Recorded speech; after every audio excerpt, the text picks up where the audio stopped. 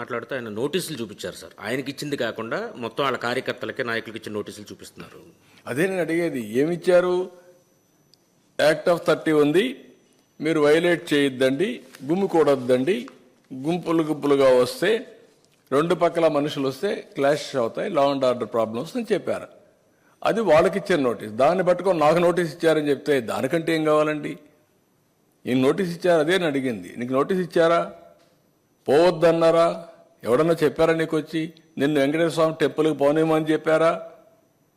What are you talking? నేను ఎందుకు చెప్పాల్సి వచ్చింది? ఇప్పుడు ఇవన్నీ చెప్పకపోతే డిఫాల్టర్స్ అవుతాం, లేకపోతే నేను చెప్పాల్సిన పని లేదు ఇప్పుడు ఇవన్నీ. అంటే వీళ్ళు ఏ అబద్ధాలు చెప్పినా కండెమ్ చేయకపోతే అబద్ధాలే నిజమైపోతాయి. That is where I'm concern.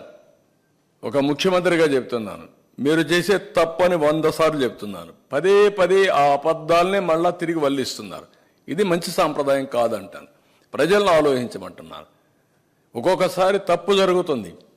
తప్పు జరిగినప్పుడు తెలుసో తెలియకుండా జరిగినా కూడా దేవుణ్ణి ప్రార్థించడానికి కొన్ని పూజలు చేశారు, అక్కడ పవిత్ర ఉత్సవాలు చేశారు. కనీసం నీకు తెలిసి జరిగినా తెలియక జరిగినా, తెలిసి తెలియకుండా జరిగినా నువ్వు కూడా క్షమాపణ కోరచ్చు, విచారణ వ్యక్తం చేయొచ్చు. విచారాన్ని కూడా వ్యక్తం చేయకుండా ఎదురుదాడి చేయడం ఏంటండి? నేను ఎక్కడ చెప్పానండి? ఆ రిపోర్ట్ ఏదో వినిపిస్తున్నా, దానిపైన సిట్ వేశాను నేను.